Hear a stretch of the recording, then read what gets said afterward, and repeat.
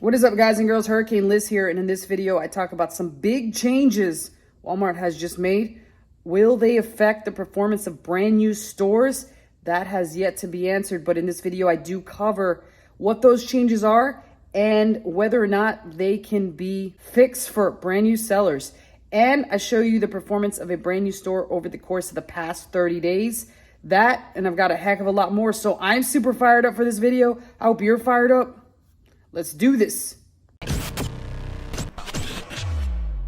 All right, so we're here on my screen share, and I just wanted to remind everyone before I jump into this, remember, I do have my email below in case you do want to talk about your Walmart drop shipping options. That's either you want full-on automation, everything done for you from A to Z, and or you're looking to do things yourself. You just kind of need some extra help with that. And so this is it. This is a brand new store. So I want to show you what a first month typically looks like in the current landscape that is Walmart.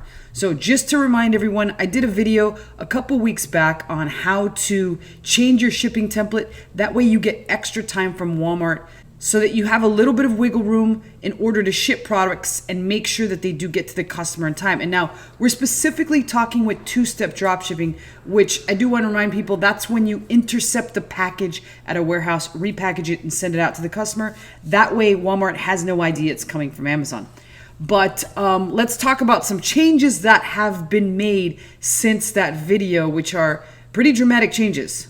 And then we'll finish off the video at the end showing the overall earnings on this store, both from a last 7-day perspective, so we know how it's been growing and what we do plan to see in the second month and so forth, as well as what it's done in its first 30 days. And to be quite honest, this store started on the 12th, so there's still about 2 weeks left before we see a full-on 30 days. So we'll kind of make estimates based off of that 7-day growth so far. But let's first talk about this big change. So last week I showed, or I want to say maybe a couple weeks ago, I showed people how to go into the settings under seller fulfillment.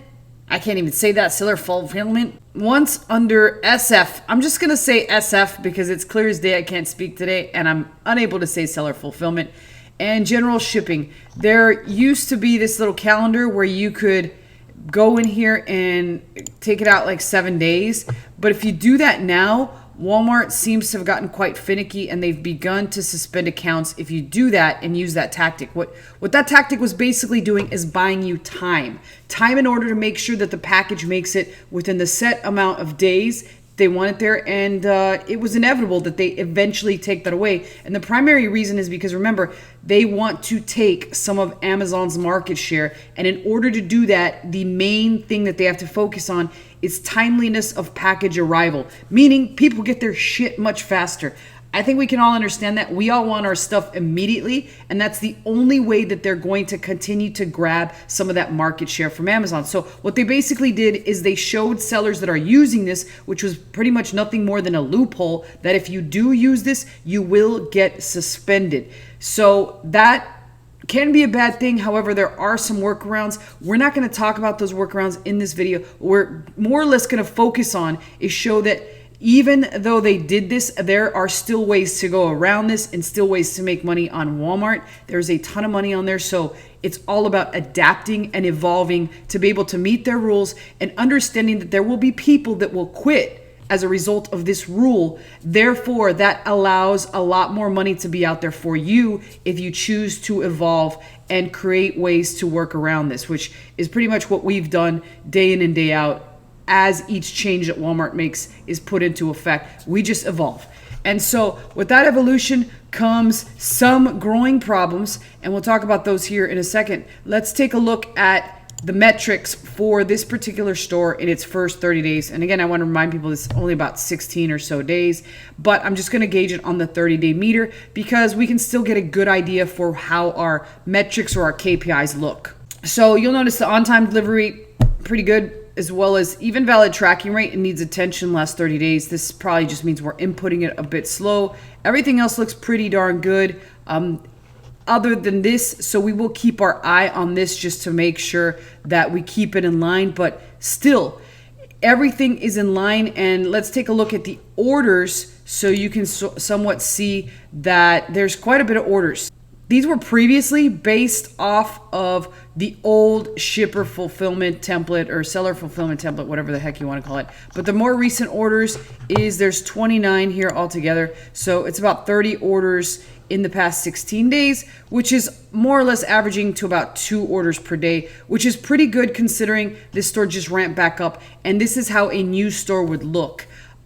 The fact is that this store was open prior to this and it was using the standard dropshipping route. Now it's completely two-step, so it was converted. This store can be pushed a little bit more, but it did remain dormant for a while, so it's almost like it's a fresh reset and it's a brand new store. So on average, 2 orders per day are doing quite well, and there's quite a bit of things selling, and it's more or less just getting an understanding and having an understanding for what shipping will cost us on most of these. We do have estimates that we've done beforehand, which if you guys do want my Walmart guide, I forgot to mention that I do have a Walmart guide for how you can get this started on your own. My email is below. If you want that, send me an email. I'll be more than happy to send that back to you. And so that's pretty much the way the orders look. Now let's just go ahead and I just wanted this to be a quick video so you could see how things look, and let's take a look at how they've looked in terms of orders, right? Let's look at orders and see how we've been doing in terms of earnings, because I know that's what everybody wants to know, like how much money did you make? That's all I give a shit about.